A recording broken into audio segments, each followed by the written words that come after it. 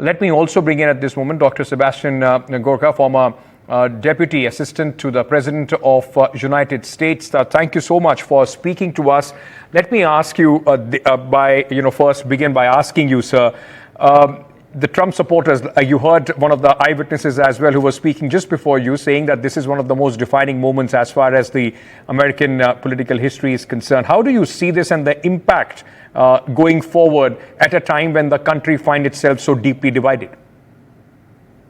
Well, first things first, this individual, my former boss, is the extant leader of the opposition, and somebody just tried to assassinate him at a public event. So he was already winning in every significant poll across the nation, especially in battleground states, trouncing the senile incumbent Joe Biden. So what can happen?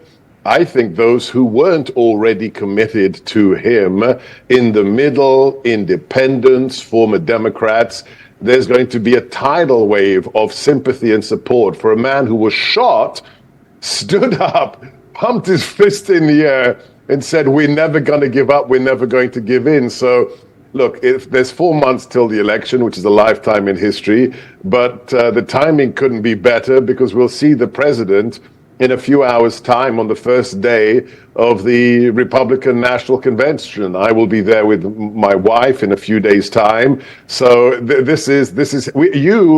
viewers, the world is witnessing history in the making. This is the most significant event in American history since the September 11th attacks. Of course, you've worked with the former president. A lot of people are speaking about his situational awareness, despite what had happened, for him to get up and, raise his fist and then, shout, fight, fight. I mean, it looked like he understood, yes, it was a grave situation, but he did understand the importance, the gravity of that situation politically as well. It's iconic and truly it's preternatural. And I don't know where it came from. I had training in the British Army.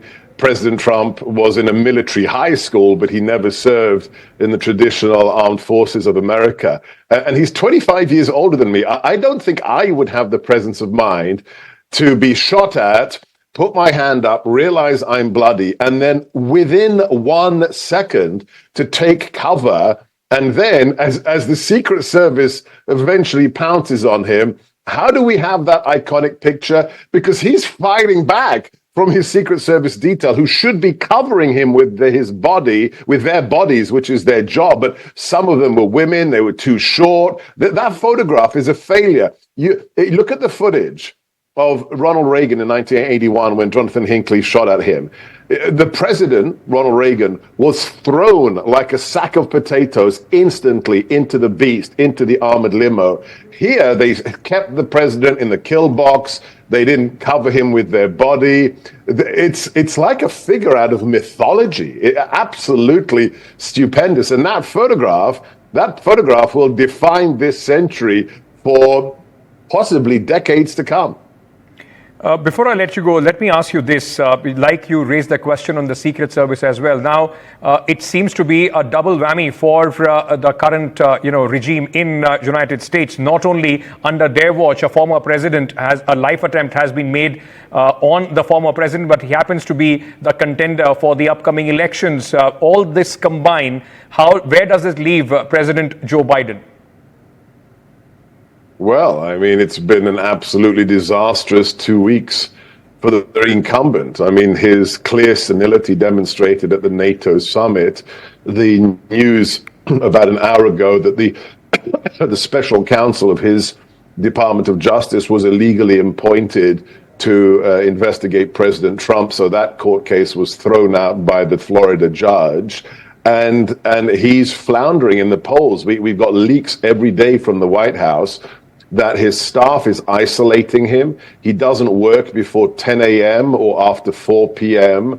and that the atmosphere inside the building is, rats trying to leave a sinking ship. So the man they lied about, who they said, oh, he's not senile, he's fine, is in big, big trouble, as the star of his challenger is stratospherically rocketing up into the atmosphere.